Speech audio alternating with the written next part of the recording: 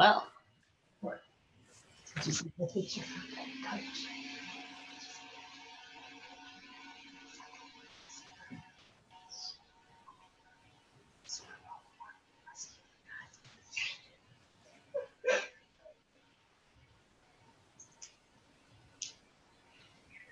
Hi, Aaron.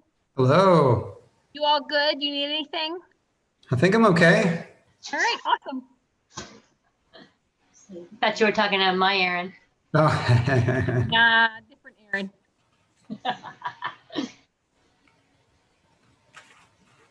Hey, Aaron, welcome to Virginia. Thank you. Thank you. Yeah, it's nice. I love Virginia. It's beautiful. We're really enjoying our new place up here. We're out in the country now. It's really different. So Awesome. yeah, it's pretty. So you're at Sweetbriar, right? Yeah.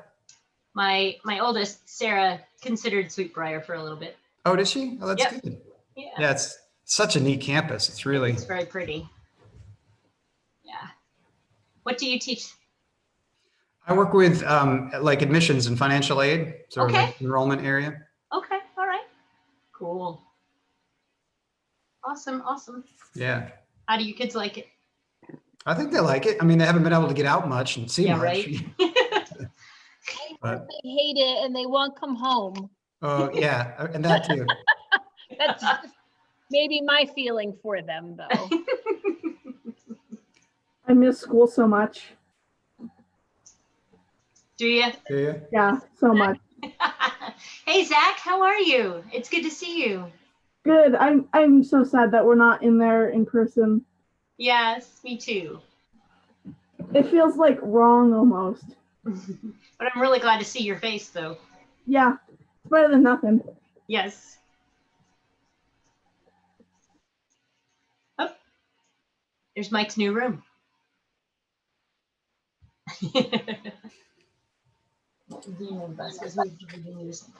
Before finals.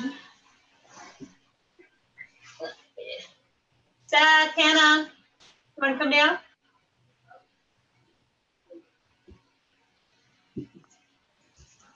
Change my name.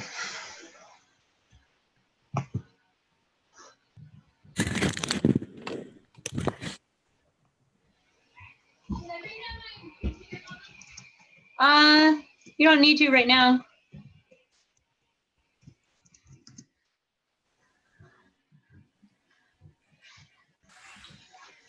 Right. Oh. We're just here for opening ceremonies. I thought we were doing the games after. Yeah, but we'll have a little time there. Comes around. What was that? I don't know. Listen. What? A whistle? Listen. Oh, whistle.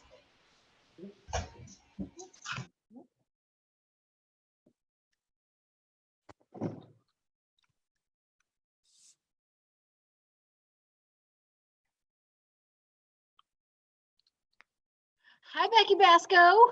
Hi, Mike. Hi, Mike. Hi, Becky. Mike.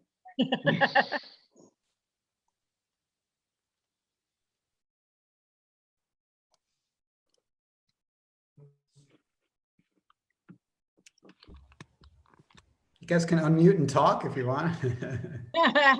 You know, we've all been trained that we have to come in, turn it on mute, sit quietly and wait. I just got a new class of first graders today.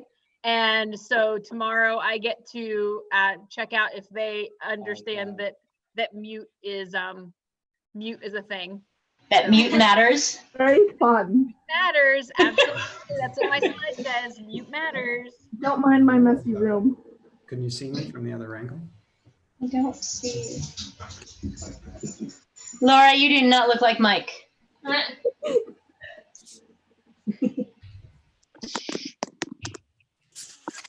Hello.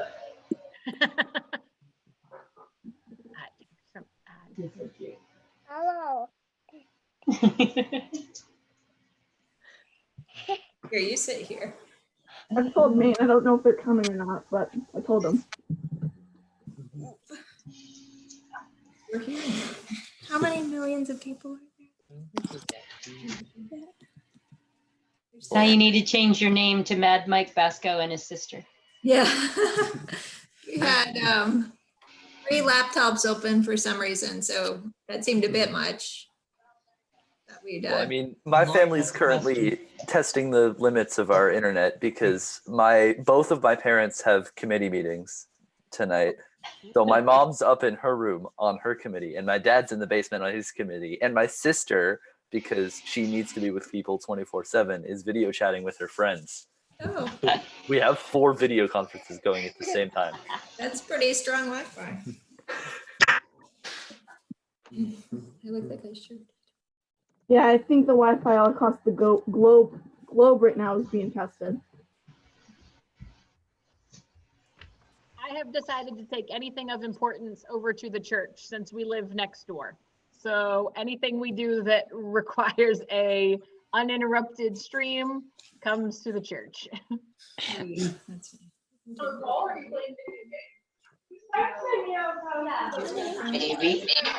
Jenna. Yes. She's not paying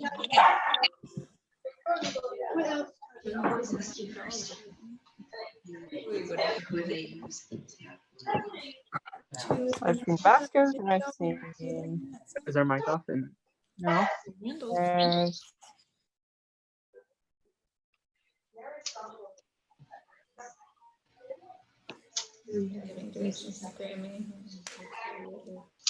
You're watching, but I don't think you can see it.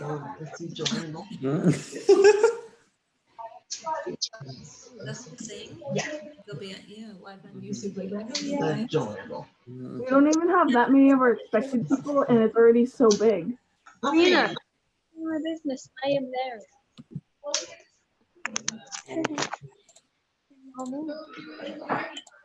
Okay.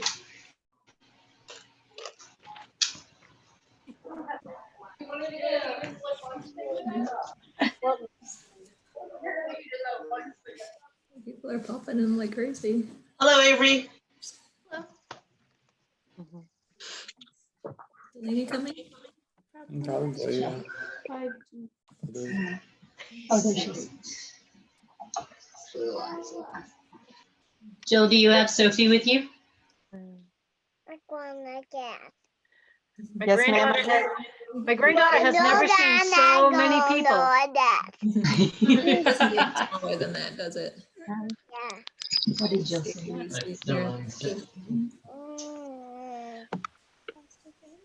they don't have their video on.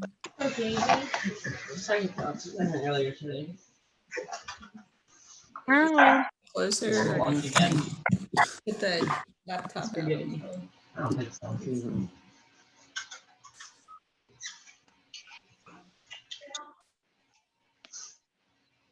It's very quiet. You can talk to people.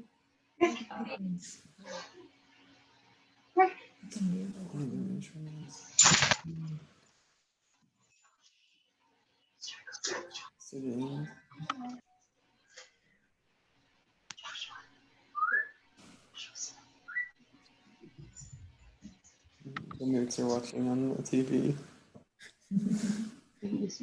Yeah, I guess we could put YouTube on and watch it on TV. All right, so as people are filing in and I'm letting them in the waiting room, I'm gonna type a question in the chat and make sure you reply to everybody. So we're gonna do like a little warm-up activity.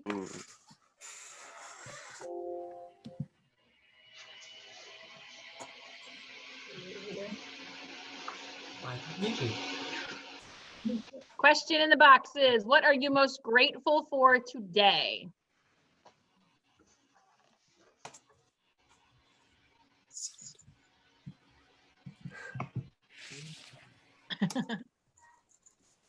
Internet, family, my family, virtual ice cream. You can't be thankful for virtual ice cream yet because we haven't had virtual ice cream yet. Quizzing. It's coming though. Well, yes, but we haven't done it. Green grass. Yeah, the ending of grammar class. Ending of biology. Bible quiz. Good. The process. Back to virtual ice cream. Dad said eating grass. Like out of everything.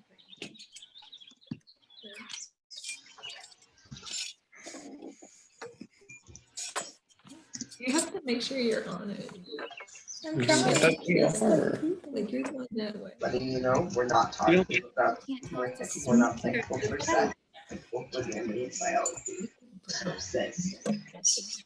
You don't care about me.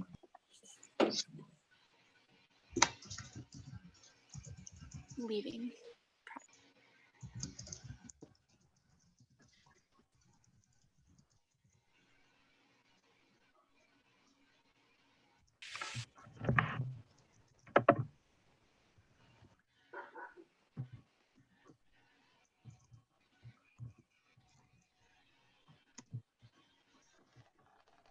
Aaron, what are you alluding to?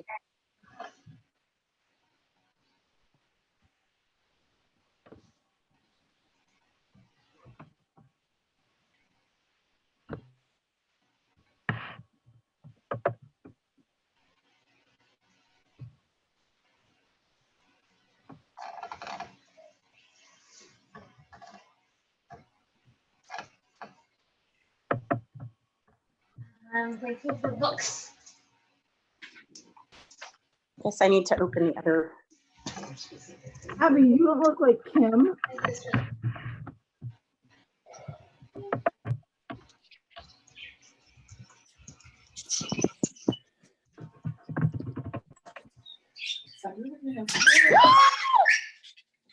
What is that?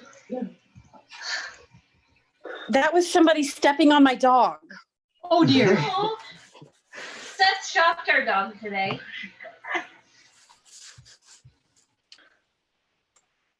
Are we in the right place? Who's that? You are totally in the right place if you're here for the opening of some quizzing. Yay, I'm trying to get my camera working.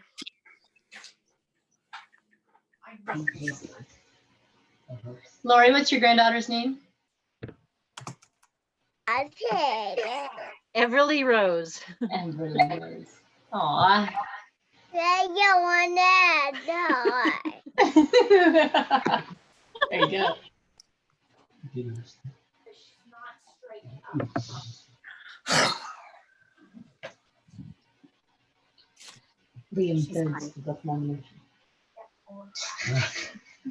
looks fine.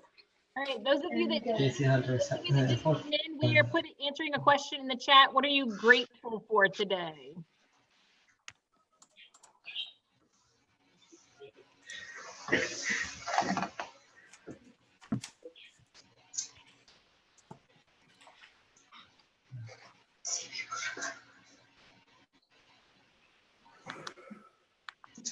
Ninja Warrior. Like to watch Ninja Warrior on TV or like doing Ninja Warrior? Both. We've set up a couple obstacles at the house. Nice. Cool. Okay. Don't be surprised if your Padawan shows up one day.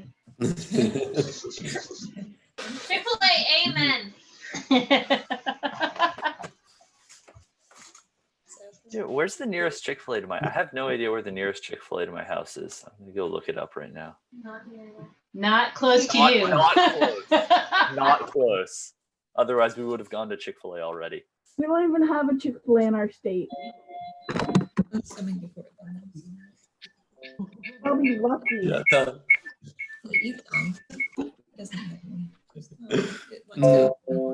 Hey, Zach. My mom said that she found out that one's going to open in Portland. That's right. I forgot about that. But still, we don't have one yet. Yeah, I feel your pain. We have one in Bangor. It's just 2 hours away from anywhere except Bangor.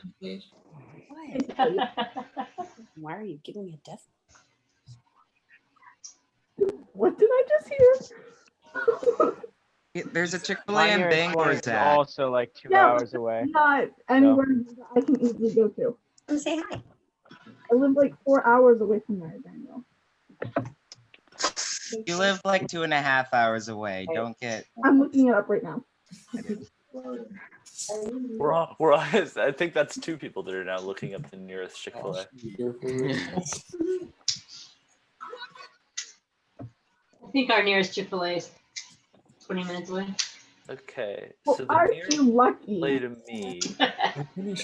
We had to wait a long time for Dunkin' Donuts though, Zach. Dunkin' Donuts is the best. Specific people I know. That we I know. have all over. I know. So, and you know, having grown up with the best, when we moved down here and there wasn't a Chick-fil-A, Oh. Krispy Kreme is not the same thing. Oh. I mean, I'm sorry, Dunkin' Donuts. Sorry, Dunkin' Donuts. All the Krispy Kremes in Maine are closing. See, I live like down the street from an amazing donut place, so I don't have to go to Dunkin' Donuts. Yeah. My teacher delivered donuts to me and my classmates today because we put quotes in our papers, and he told us if we actually did it that he would give us donuts. Oh, that was amazing. That sounds like a really good teacher. Also, today was our last day of school, so. Yay! Lucky. I think we should, like, Already? do, That seems really fast. Well, I'm homeschooled, so my year is shorter. Ah. Ah, lucky you. So your teacher, your mother brought you donuts? No, I go to a tutorial 2 days a week. Good job, Tammy. All right, so I'm going to ask everybody to go ahead and mute your microphones, and we're going to get started. You don't, Maddox doesn't get to mute his though because he's sitting with me. I just want to welcome everybody to our field quiz and our opening session, and this is quite different than what we are used to because we are not all together. However, we are going to make the best of it and celebrate quizzing and another season that has gone by, celebrate each other and celebrate our love of God and studying his word. So we want to open up tonight. So I let some of your folks in, Walter. I got your chat message. I let Talia in. If they're having a hard time, just make sure they go back out and enter back in again. We'll let them in the waiting room. I'm also keeping an eye on the waiting room as we are starting this evening, so I will let people in as they appear. All right, so we want to open our time together in prayer, and part of the reason that I had you put in the chat box something that you're grateful for is because during the last, I don't know, like 60 days or maybe 62 if you have a countdown of how long you've been in your house like I do on my calendar. Maybe you have felt discouraged, maybe you have felt like there's not a lot to be grateful for in the world. Maybe you have felt like you miss people. I know I have. You miss normalcy. There's so many things that you miss. And sometimes you find yourself in a place where you're like, I am just not grateful for anything. I don't even see the light at the end of the tunnel. For me, the light at the end of the tunnel has been that I get to be with you guys and that I get to be with you guys in this quiz and in this format and celebrate the end of the quiz season with you guys. So I am grateful for you all today, and I'm grateful for the opportunity to be together. Starting our time talking about what we're grateful for is an excellent way to take ourselves out of whatever's been happening today or in the last week and kind of reset our focus. Our focus this weekend and throughout this event is on, first and foremost, praising God for the places that he has us in. We are safe, we have homes, we have families, and we have the opportunity to be together as a quiz family. And thank you to technology and the Zoom Corporation for all of those opportunities that we have. So it's important for us to remember that as we start our quiz and start our time together. We're also grateful for the opportunity to just be all together as a family. There's something special about being with your quiz family. There's an experience that we share as quizzers and as coaches and as parents of quizzers that a lot of people just don't understand. Like, I know when I tell my friends that we're going away for a weekend with teenagers and we're going to quiz over an entire book of the Bible or 3 books of the Bible, and we're going to answer questions and jump off of chairs, and they go, I think you all might be crazy, but I hope you have a fun time. And so if you get that, you know what, if you've ever heard that, you know the same thing. But then when you bring those people into your circle and you show them what they're doing and they see the love that you have for your team and for your district friends and for your friends around the country, then they think, oh man, I wish I had something like that in my life. Today I got to share about you guys, which is one of my very favorite things to do. Is to like be a parent and share about quizzing. And so those are my favorite things in the world to do. And so today I actually started a new job when I'm not doing my quizzing things. I am a long-term substitute teacher in Maryland, and out of the blue, I had to start an assignment today for a teacher who is sick and will be out for the next 10 days. So I got a fresh class of first graders today. And in the afternoon, I met with my new team of teachers, and I had told them that this wasn't exactly the perfect time for me to start a new job because this is not as stressful, I guess, as an in-person quiz, but it's pretty close. I am not a technological expert or anything like that, so I've had to do a lot of learning in the last couple of weeks. But in that moment with those teachers, they said, well, tell us more about these kids you're so excited about spending the weekend with. And as I talked, I could just feel myself bubbling with excitement. And one of them said, oh my goodness, Melissa, you really love these kids. Are these related to you? And I was like, oh, only 2 of them, but the rest I would totally claim, most of you anyway. So I would totally claim because they're all my quiz kids. So the joy that you guys bring to my life and to each other's lives and to your coaches' lives is completely unmatched. And people don't understand. But part of what I'm hopeful for in this format is that you will have an opportunity to share quizzing with your friends. We will be live streamed a lot this weekend on YouTube, and some of our quizzing will be recorded. So these are things that you can share with your friends. So if they're like, I don't even understand what y'all are doing, traveling to these places, you can say, oh yeah, look at this YouTube video, check it out and see what I spend all of my time doing. And then your friends will be like, oh my gosh, you guys are so cool. So we are going to open tonight with some prayer, and then I have a couple of announcements, and then we'll get right into our evening. Let's pray. Heavenly Father, thank you for this day, and thank you for your word and these kids and the opportunity to serve students. We thank you for the opportunity to be together as a field family and as a national quiz family to celebrate quizzing and to celebrate you. We pray that you'll bless our weekend. We pray that you will be with the technology, be with the students, help them recall the things that they've studied throughout the season. But most of all, Lord, let us have fun, celebrate you, and celebrate each other in our loving community. In your name we pray, amen. All right, so just a couple of housekeeping things. I just want to make sure that you guys have received, you don't have to give me a yes. If you've not received anything I talk about, you can email me, Facebook message me, or you can chat me after our opening session. You all should have received schedules. Quizzers, coaches, and officials have all received PDF schedules that have clickable links at the top of all of the schedules. There is also a digital schedule that I have forwarded a link to you. It is significantly easier to use the PDF schedules, especially if you're using the link from your cell phone. So make sure that you just use whatever is the best and easiest for you in that format. Make sure that you're taking advantage of looking at the resources. I also sent out a YouTube video last night that you can look at. It's about 20 minutes long, and it is an overview of everything in the tournament. It's a perspective of it goes from the schedule to the quizzer's perspective, the coach's perspective, and the official's perspective. So if you have 20 minutes that you would like to spend watching a video of me narrating a PowerPoint, you should totally do it. But in all seriousness, if you have any question about this, how this whole thing runs, it is worth your 20 minutes to sit down and have it explained to you along with visual tools. So if you're a visual and auditory learner like I am, it is super helpful for you to sit down and listen to that. I had a couple of people tell me today that there were some questions they had that were absolutely answered as they watched that video. We are so lucky tonight to have Madison Flowers from Eastern Nazarene College. Even though we are not at ENC is still with us. We are representatives of the Eastern Nazarene College field, And ENC wanted to be a part of this event with us to celebrate you guys.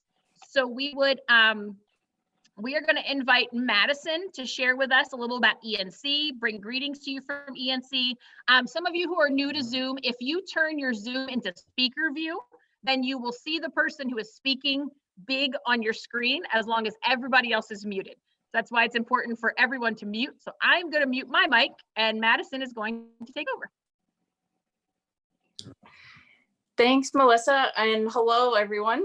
I was excited to get on when everybody else was kind of joining in, and it's always cool to see some familiar faces. Saw some ENC t-shirts out there, and got to see some new faces as well. So certainly a bittersweet kind of weekend that you guys are not able to be here on campus. We're not able to physically be with you, but still I'm excited to get to see you in the safest way we can right now, and that's through Zoom. So I certainly hope that you all are healthy and safe. Hope all your family and close friends are as well.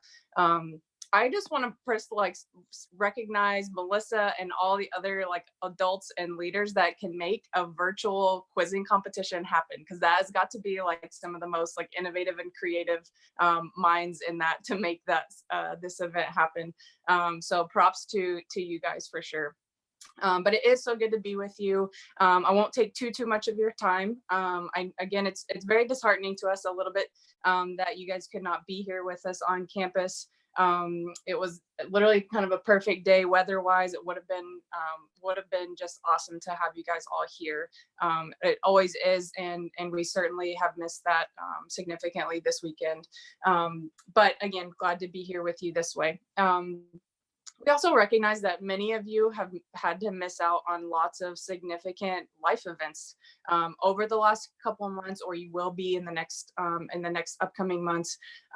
We are right there with you. Our hearts are with you, and we certainly have been thinking about you as well. It was just, I mean, we've all experienced it, but it was just such a solemn day, the day we had to, the few days that we had to kind of send our students home, and our students left us. So obviously a very weird spring for everybody, and we're going to be especially anxious to get to this fall where we can hopefully open up and have our students back, which I'll talk a little bit more about in just a second.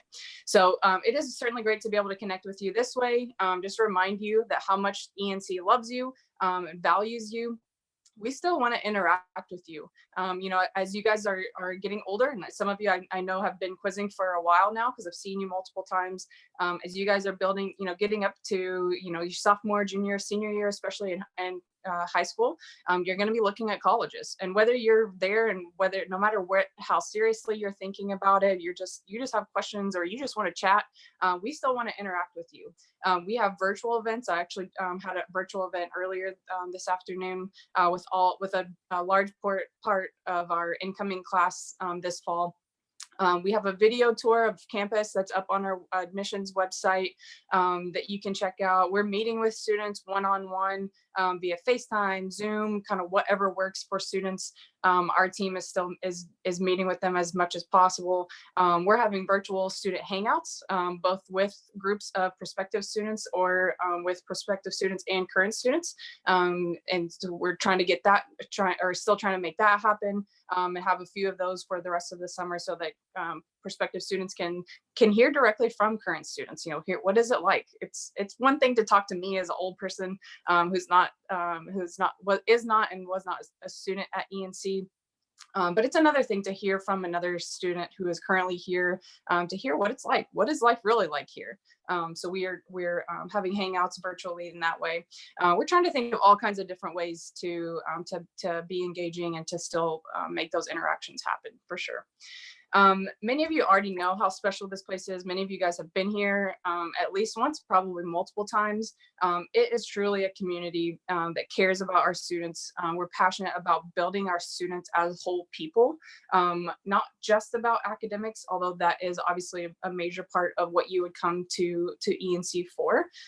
We want to propel you into a career where you're going to be impactful and you're going to be set up to succeed. But we want to see you grow, and we want to see you to learn, athletically, personally, spiritually, all those things. We want you to grow as a whole person. That's what's important for us. So we would love for all of you guys to pursue your college experience here at ENC. When Melissa was talking about, what it's like to be a quizzing family, I feel like you could extend your quizzing family. It's that easy. Just come to ENC and it's literally an extension of that family and of the whole field family, I feel like, as well. I did want to mention again, our intentions for the fall. I know whether some of you are coming this fall or some of you kind of looking ahead and maybe thinking about upcoming years, we fully intend and hope to be physically, our campus to physically be open for this fall. We have a whole team that has been meeting daily for months now, talking about and seeking out guidance from our governor and health, the CDC and health professionals and things like that on how we can do that safely. And so that we are set up to, if we are able to open, we will have plans in place, again, to keep all of our students safe and healthy. In the case where if it was absolutely necessary for us to remain with virtual learning, then we are planning for that as well, just in case, because we want to be prepared regardless, so our students are successful. But we obviously we would love to have our students back physically on campus.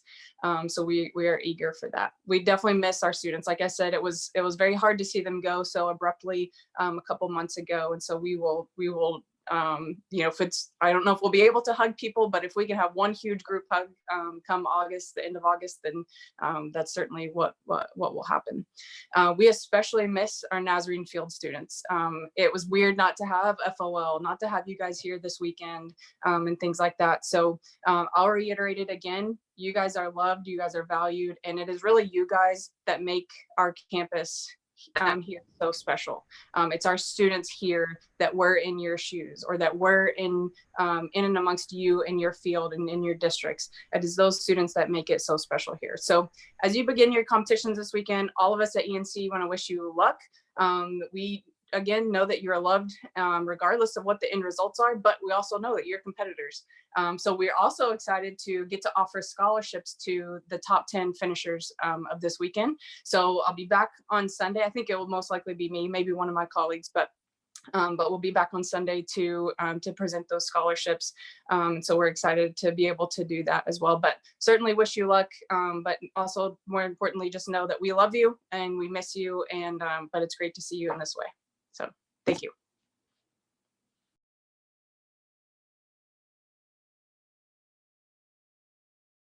Thank you, Madison. And we are so appreciative that you joined us tonight, and we look forward to seeing you again on Sunday for our awards and senior celebration. Okay. I know I've gotten a message from a couple of people that they were having a problem with their YouTube feed. So if you're watching us via YouTube, the link is still working. We are still live. You just may need to refresh your page and go back into YouTube. So we have troubleshot it on our side and everything is still working over here. All right. Oh, and YouTube is having technical difficulties is what the IT master Tracy or whomever is that it is in the Smith family. Yep. So just keep giving it a whirl. All right. I want to introduce to you our speaker for the evening. Maddox sometimes remembers / forgets he's on camera. I want to introduce to you our speaker for this evening. Our speaker for this evening is a little bit of a non-traditional speaker for our event. Sometimes when we're at Eastern, you'll see a youth pastor or an NYI leader or a former quizzer that's gone on to engage in vocational ministry. And this year, we went a little bit outside of the box in our speaker selection. And the reason we went outside of the box is because our speaker this year, Erin Basco, who is a quiz parent, also works with college age students as well as high school students who are working into their college decisions. Erin has a wealth of knowledge that high school students can tap into, but he also has a special tender heart for students who are seeking God, seeking his plan for their lives, and who just want to live in community and friendship and all of the things that Eastern stands for. This year, I've asked him to focus on the theme of "So Will I." There's a Christian song that's pretty popular right now, and as you listen through the song, it's basically hearkening back to our obedience to whatever God calls us to. And if that means that we're going to do this or that other thing, like, so will I, and I'm going to go along with you, God, in whatever journey you call me into. I think that really speaks specifically, and this was not planned at all, on the how the theme lines up with the times that we're in. But right now we're challenged to just live by faith a lot. And I think that we will, you'll see this evening that Aaron has a heart for you guys, has a heart for, make sure you guys mute your microphones as you enter.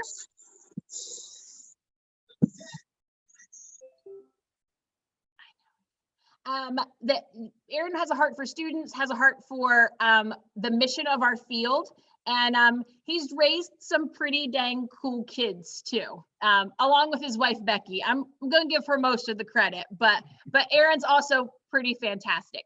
So Aaron is, we're going to claim him this one last time from the Mid-Atlantic District. His family has recently moved to Virginia, and Aaron has taken a new job at a university or college in Virginia. So I am going to turn the floor over to him and have him talk to you tonight. Make sure you click that into speaker view, and that way you get Aaron's face really big on the screen.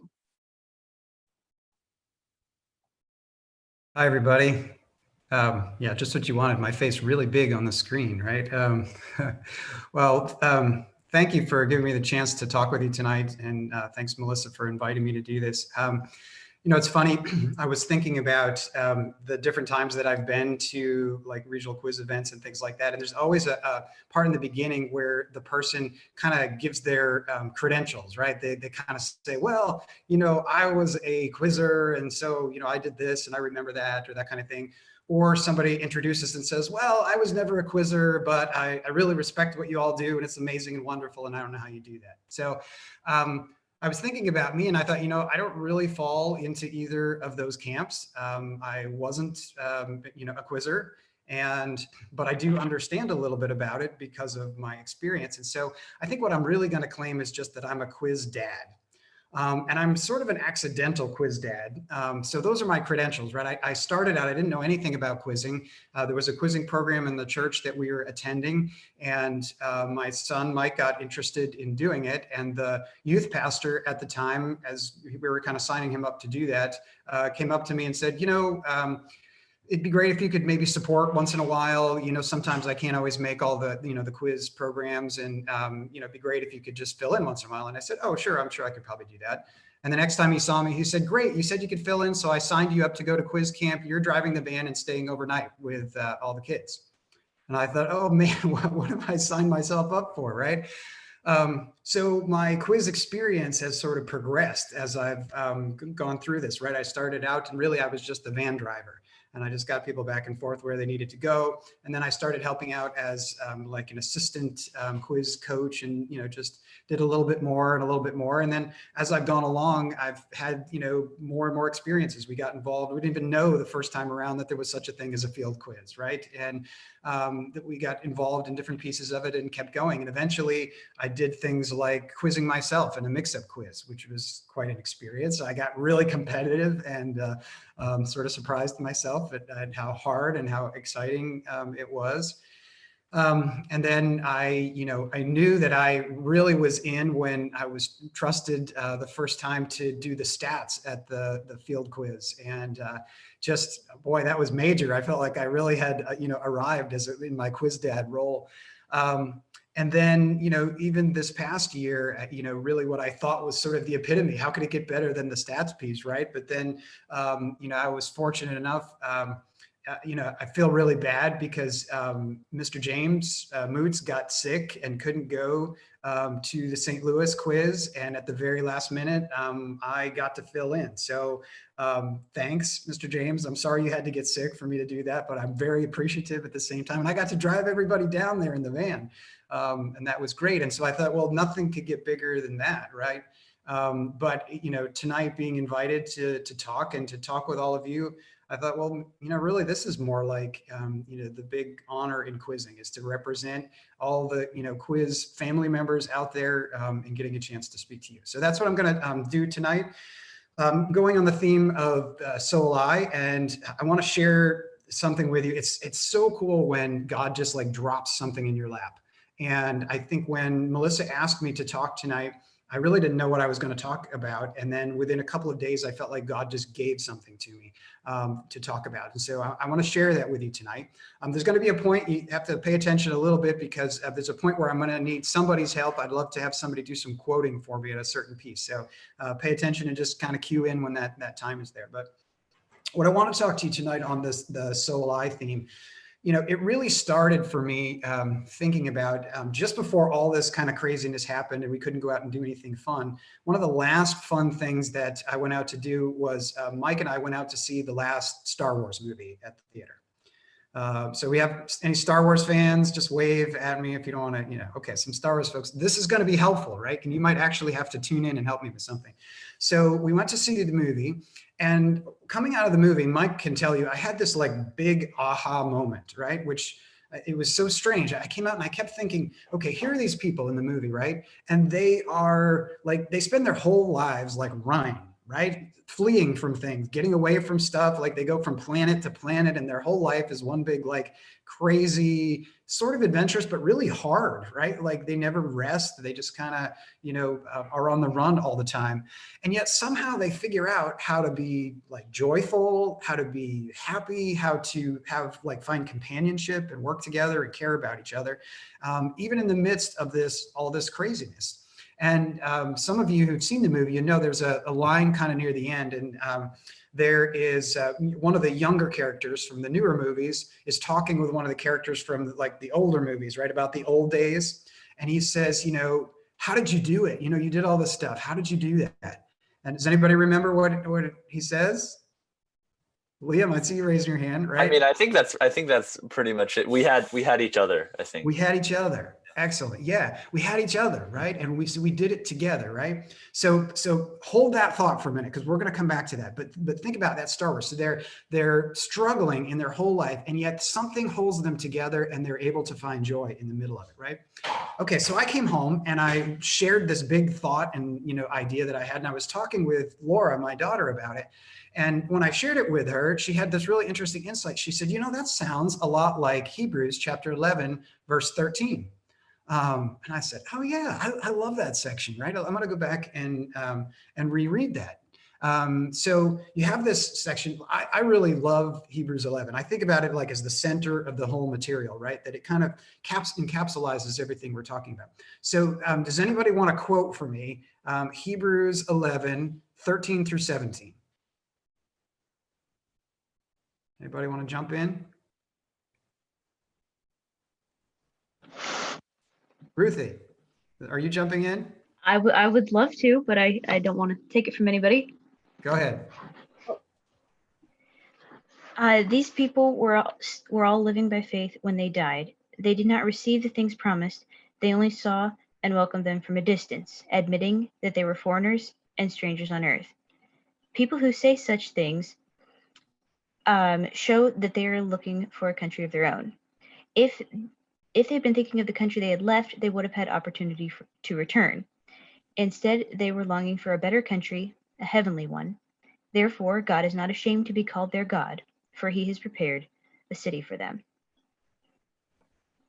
Fantastic. Thank you. So this passage has always stood out to me as we have studied this, right? Because you have this strange thing going on where you have this narrative, right? You have the story, right, of what's happening, and the story goes along, and then all of a sudden it's interrupted by this weird commentary of these few verses. And then what does it do? It picks back up, and again, your narrative, and you're telling a story, and then it echoes it again, sort of in verses 39 and 40, right? So you have this very strange break. And yet I think it's really the essence of the whole material in some ways, right? The whole thing that we studied is about this observing this way of life where people are looking forward and they sort of get it, but they sort of don't fully experience it, right? There's this odd section, this sense that we're living inside the promise, and yet we're not fully receiving the promise. There's something that we're still waiting for and hoping for and looking forward to. And yet we're doing our best to kind of embrace it really at the same time, right? So there's this sort of, this sense of longing for something that happens in this. There's this feeling that like, we're meant for something more, right? This was meant to be better. And it's not what it was intended to be, and yet it's still okay. I don't know if anybody can relate to this feeling right now, right? So here we are in this situation, right? Where we know this is not really what it was meant to be like, right? I mean, you know, Mike was saying the other night to me that he even misses like the cafeteria food, right? I mean, which usually is not a thing, right? So we were supposed to do different things than this during this time period, right? I think about this a lot. We have at our home, the last 3 years, we have taken pictures at the field quiz of Mike and Laura together, you know, in these special pictures, and we put them up on our wall. And I just assumed that we would have a fourth picture of this. Right? I just thought for sure we would just have a fourth year to do that. And we're not going to have a fourth year picture like that this year. And so it's different. It's not what it was meant to be. And yet it's still okay. Right? And we're still, there's something to it where we're still here and we're still together and we can still have joy because we have each other and we have God in the middle of what we're doing. So I think for me, this takes us back to that, you know, again, back into chapter 11 to really the definition of faith, right? Which we've heard so many times and said over and over again that you start to kind of, you know, lose the meaning a little bit, right? But it breaks into two parts, right? It talks about faith as confidence in what we hope for, right? So what is it that we hope for?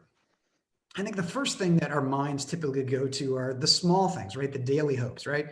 I know all of you are hoping to see your friends again soon, right? You are hoping that things will get back more to normal. You're hoping for things that maybe you want or you want to happen, you know, coming up in the future.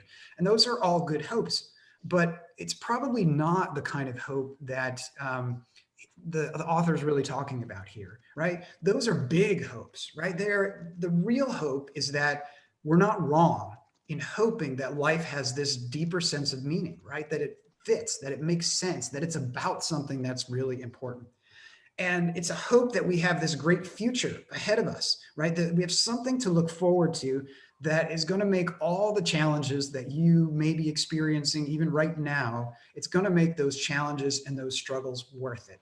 That there's something really good that's coming to us. Those are the kind of big hopes that they have, right? So it's also the assurance of what we don't see. Well, what don't we see? What we don't see is what God sees. We see the world in a certain way. We see things being changed on us, being, you know, adapted, taken away. We see things that don't make sense. We see things that we don't like, or the things that we wouldn't do it that way. But the world looks really different from God's perspective, right? We have the assurance that if we could just see it the way that God is looking at it, it would make so much more sense to us. And we would all feel a lot better about what's out there. And that's what the people in Hebrews 11 were experiencing, this assurance that that's the way that things actually work, right? That it is the way God sees it, that that's the right way about what things are actually happening. It's the way that we secretly hope things are, right? That they're real. Okay, so Laura and I have this thing. We love Narnia and the Narnia books and the Narnia movies. Anybody else? Can I get any hand raising on those? Okay. I don't know that I've met anybody who doesn't love them, but Laura and I have kind of a special thing for the Narnia books.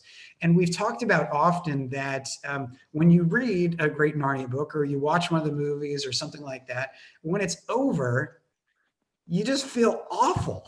Right? Like you come back out of Narnia and it's like this huge disappointment, right? That like you're walking out of this like amazing place into the normal life and you're like, boy, it's just not as good, right? It's just not as good. I remember one time when I was younger, I had a day like with nothing to do in the summer. I was reading this awesome book that I was really into.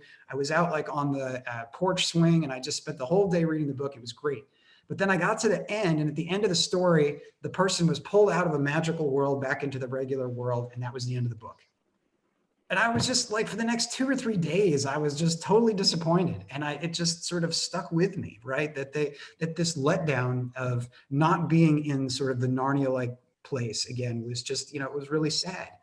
But our assurance is that what we can't see, right? All those Narnia things that we love, that those are real, that Narnia is real, and that we can have a little bit of that right now when we look around and when we spend time together, when we connect with each other, when we create these places where there's awesome joy and fellowship and people are, doing fun things together and silly things together, and we're just spending time together. We have a little bit of that now, but we also know that we have more coming. So think about this in terms of those by faith people, right? The people that were constantly, right? By faith. How many times have you said that this year? By faith. So what was it like really for those by faith people? We say it quickly. They're a bunch of heroes. We say, they're terrific. They're awesome. They're whatever. What was it really like to experience that? And I've thought a lot about this year, and I've realized in looking at it that it really wasn't easy for those people. I sort of think about it normally. And when I started looking at Hebrews that, okay, people kind of have this struggle. They had to make a big choice. Do I follow God? Do I not follow God? Do I build the ark? Do I not build the ark? Do I wander away from my home? Do I not wander away from my home? Right. But once they made that decision, you think, okay, they made the tough decision. Things should get smooth.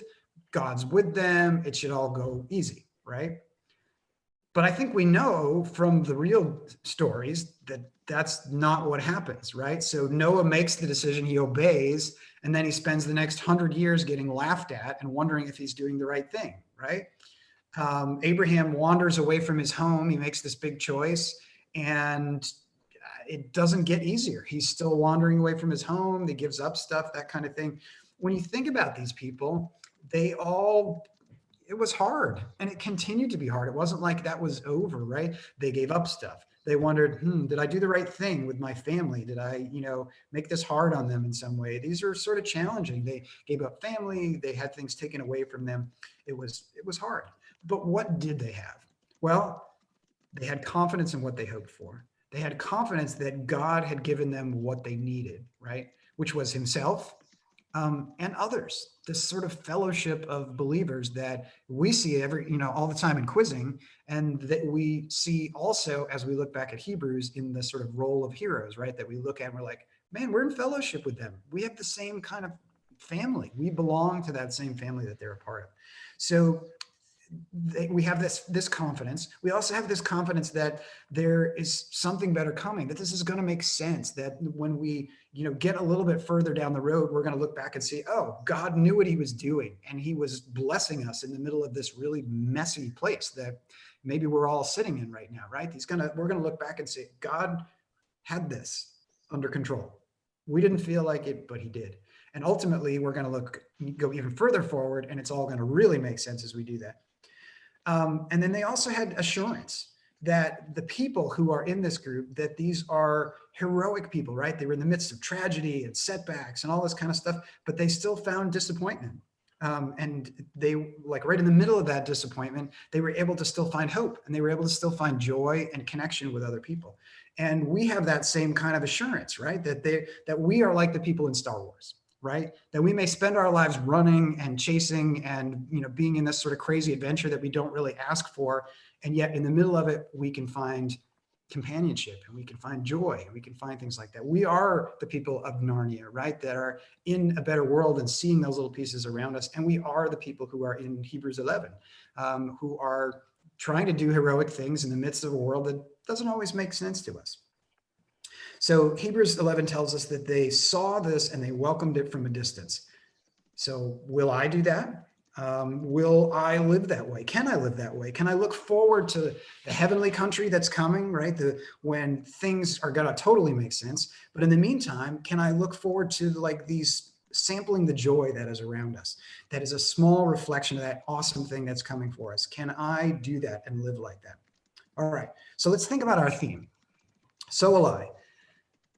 So will I in the context of what is happening and in the context of the people in Hebrews 11. So can we look forward to that future? And in the middle of what we're doing, can we see ourselves as those heroes from chapter 11? Can we imagine ourselves as that? Could we choose to do that? Whether we are the heroes in the first part of the story, right, where things seem to be hard, but basically go good, or the people who conquer kingdoms and, you know, make these amazing things happen, or the people who it doesn't go so good for, right, and they get sawed in two and things like that. I mean, will we move forward in that kind of uncertainty, right? This uncertainty that we have right now, can we do that? Will we choose to do that? So that's our big question, will I, right? But what does that look like practically? How can we do that? Even if we say, okay, yeah, you know, I want to do what God wants me to do, right? I understand I'm in a really weird time period and I want to do the right thing. But what does that look like? How do I do that? How can I do Star Wars here, right? So I've been thinking about 3 ways that I think we can really practically do that, and that you can practice doing that even this weekend. Some things that you could do to walk into that and live that in that way. So the first thing I would say is we can choose to look forward to a heavenly kingdom, right? Someday we're going to get what's coming to us, the good stuff that's going to be coming to us, right? We are going to see the world from God's perspective, and it's going to make sense. And we're going to look back even at this messy time when a lot of things went wrong and a lot of things got taken away from us and a lot of things changed that we didn't anticipate. And it's going to make sense. We're going to see how God looked at it, and we're going to see his plan for it and how he used it in a way that allowed him to tell his story through us in some kind of unexpected way, right? That he gets glory from it in a way that we would never expect. And yet when we see it, it's really exciting to us. So there's this author called George MacDonald, and I love one of the descriptions that he gives to this. He kind of gives this little story about people going on right to the eternal kingdom. They're in heaven and they go and they sit down at this big banquet with all of these amazing saints and heroes from the Bible and that kind of thing. And you're sitting down at the table next to them and they're telling these crazy stories about the things that they went through and what they experienced and how God delivered them or whatever. And then they turn to you and they say, what's your testimony? And I think, you know, if we could choose, we would all have lives where the only testimony we would have to give is like, oh, well, you know, I went to youth group and we ran out of donuts, right? It would be something really like, that's our struggle, right? But we would be pretty embarrassed if we sat down with the saints in heaven and that was what we had to share, right? Instead, it's really about, you know, it's going to be our stories of our struggles and our challenges and that kind of thing that are going to help us to feel worthy to sit at that table, that are going to give us something to talk about with people, right? We'll sit down next to Paul and he'll tell his story. And what we'll be able to say is, you know, we went through a pandemic and yet we kept our hope, right? And we reached out to other people during this time and we made a difference. And we did whatever God gave us to do in a way that it was really hard for us. And we really struggled and we had these particular challenges that we faced. And yet we still kept going. And we kept moving forward and we reached out to people.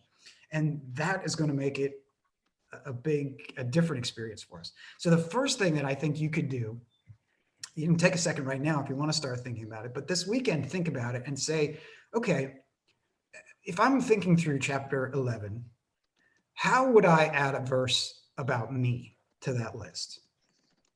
So by faith, Lizzie, by faith, Jesse, by faith, Laura, Mike, what comes after that, right? What is your by faith piece? What were you able to do because God empowered you to do it? What did you get through that really stunk, but you got through it because God worked in you in some way? By faith, you reached out to people across the street from you. By faith, you made a difference in somebody's life. By faith, you called a friend when they really needed you, right?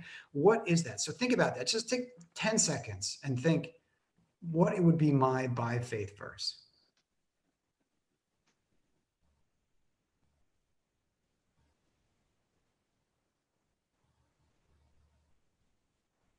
All right. So think about that over the next couple of days. If something didn't come to you, give it a little time, right? But what would be your by faith, maybe during this time or during your life? What have you done and gone through that God will potentially use for the future? So my number 2 piece is look for Narnia now. It can be hard to see, Honestly, sometimes in regular life, it's hard to see those amazing things that we love, that we see in the movies, right? But that's what the heroes of Hebrews did. They looked for things that were beautiful, they looked for the adventure, and they looked for something worth doing in the midst of what they were stuck in, right? Well, so will I. I will look for those kinds of things. I'll look for beauty. I'll look for adventure in the middle of what I'm at, and I'm going to look for something that is worth doing. What has God put right in front of you to do? It may seem small. It may be cooking for somebody, or knitting something for somebody, or reaching out to somebody and making sure that somebody checks in with a person once a week or whatever. But God has put something in front of you that you can do. And it is a thing worth doing, no matter how small it may look for you. So do that thing, whatever he has given you to do. Look for the Narnia around you and make a difference in it. And the last thing that I'll share that I think is really, really practical and super practical for this time is that we can love one another. And I mean, we can really love one another, right? Like when things are taken away from us, you have friends who have lost things that are important to them in the last 6 weeks, and you can love them. When things are totally out of our control, you can love those people and invest in them in some way, right? So, right, for those of you who anybody still remember John, right? If you studied John a little bit, right? Good, I'm getting some hands, right? So John said, right, that Jesus told his disciples, right, that people will know that you are my followers if I go 4 for 90, right? Isn't that what it is? Or if I jump according to's on the reference, right? I think that was in there somewhere. No, right? They will know that you're my followers if you love each other, like really, really love each other, right? And the weird thing about this time is you actually have an opportunity to do this in a way which is really different. So you're not super busy anymore, right? You're not going to tons and tons of activities. You're not overscheduled. You are not too busy for your friends. You're not too busy to figure out like what's going on with somebody that you care about and really kind of dig into their life, right? You can love them in a way that you've never been asked to love people before. You can actually like listen to them and listen to their hearts and say, usually I just text with this person, but I'm going to call them and we're going to have like an hour conversation and we're actually going to talk about something deep that matters to them, right? Or that's important to them or something they're concerned about or they're worried about. You're not too busy now to do this. And that is like one of the most amazing witnesses that we can have right now, right? We're all going through this together. The people around us are going through the same kinds of stresses and challenges and things like that. And they are going to look at us and say, wow, that's weird. When the rest of the world is sort of pulling apart and people are arguing with each other about what to do and everybody's uncertain and they're moving further away from each other, these strange people, they like move together. They get closer to each other. They actually like figure out how to love each other better and they move into each other's lives and like are more connected than ever. That is weird. How does that happen, right? So think about that. I really challenge you to do that, right? You have friends out here in this group that are on this screen right now, and some of them are really stressed out. And maybe most of them are really stressed out. And you can make a difference for them, right? You have people in here who are really anxious about things. And you can step into their lives and give them somebody to listen to that, right? And in some ways, that's the best thing you can do when you find yourself in those kind of issues, right? When you need cheering up, go and cheer somebody else up. When you're anxious or concerned about something, go and lift somebody else up and listen to them. This is like super practical, but go and love each other. I know you guys know how to have fun together. So now's your chance to do that in a way which is all about sort of listening to each other and caring about each other. So what will you do? If you are called into a great challenge, just like we all have been, like the heroes of Hebrews 11, or like the Star Wars characters or the Narnia folks or those kinds of things, what will you choose to do? Will you say, Lord, they trusted you when it made no sense, and so will I. They looked ahead to your promises, even though they couldn't figure them out, they couldn't feel them, they couldn't sense what makes any sense out of them. They looked ahead to your promises, and so will I. They loved each other, and so will we. So the next few days are going to be different than what we're all expecting, right? And yet they were prepared for you with a lot of love and a lot of care. And I hope you'll use this time to think about how you will reflect those characters in Hebrews 11, how you will be like them in some way, how you have a chance to add your name to that list in your own small way. So do that. Think about your by faith verse and what that is. Think about how you can live in Narnia in small ways right now and embrace like the little bits of beauty and joy that are around you and point other people to them. And then think about how you can love people in a way maybe you've never tried to love them before, right? In a way where you actually listen to what their hearts are saying to you. You give them that time and you love them more the way that God loves them. And if you can do that over this weekend, you will have an amazing experience. Even if it's different than what we expect, it can be full of faith and hope and the kind of experience that we hope for together. So thank you very much. That's what I wanted to share.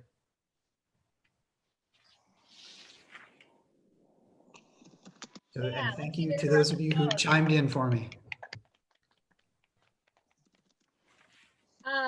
Thank you so much, Aaron, for spitting straight facts tonight. Thanks, Mike. That is all what we needed to. That is all of everything we needed to hear, and I think it's so timely for this event and for us moving forward as a faith family. We want to take a minute tonight to go over a couple of things leading into the rest of the evening. So after this event, this Zoom room will close. Then at 8:30, there will be 4 Zoom rooms that open. This is one of them. This room will be utilized for any questions you have about the technology, or if you have a question in general about anything, you can drop in here from 8:30 to 10 o'clock tonight, and I will help you with whatever you need to the best of my ability. If you are a scorekeeper or Quizmaster that has a question about anything, I have a couple of scorekeepers that I haven't talked to in person yet. So if you could drop in between 8:30 and 10, that would be awesome. Then there will be 3 other rooms that are available. Jeremy's room, so that on the schedule, there are 3 rooms that say virtual ice cream social on your open room schedule. You click on the words virtual ice cream social and you can go to the rooms. One is Jeremy's room. I think on the schedule it says Jay. The other is Tracy Smith's room and the other is Blake's room. Those are the adults that are responsible for opening the room, but they are under no requirement to like facilitate your social time. This is purely social time tonight. The next 2 nights we have scheduled recreational activities via Zoom, but tonight you just get to chat and hang out together in a virtual ice cream social. Now, for those of you who are not from Eastern, also welcome. We love that you're here. But we always have an ice cream social hosted by ENC after our opening session on Thursday night at our field quiz. And while this is not the exact same venue, we wanted to keep some of those things that were special. So everyone was invited to bring their own ice cream, although I forgot to buy ice cream for my family. I also don't do the grocery shopping anymore. So anyway, we are inviting you to participate in a virtual ice cream social. Grab a snack, grab ice cream, grab a root beer float, whatever you want to do. Sit, hang out with your friends, and you can hang out from 8:30 until 10 o'clock tonight. Those rooms are open, and they will be excited to host you. You might want to coordinate with friends or others, or you just might want to bounce from room to room. Some of you are super social butterflies, so you might just want to check out the offerings in each room and see where the cool kids are. But you might want to coordinate with friends, give them a text or a message, and let them know where you're going to be hanging out. I really appreciate you guys being on here tonight. It has been awesome to be with you guys. I appreciate Aaron and the message that he delivered to us tonight, and Madison Flowers representing Eastern Nazarene College. I look forward to seeing you guys over in the next couple of days in quizzing. Remember, tomorrow night quizzing starts at 6 p.m. Your schedules have been emailed to you, and everything should be ready for you to enjoy a great evening of quizzing tomorrow night. Have a great night, guys. I hope that you enjoy your social time together. Bye. Oh, is the social time start right now?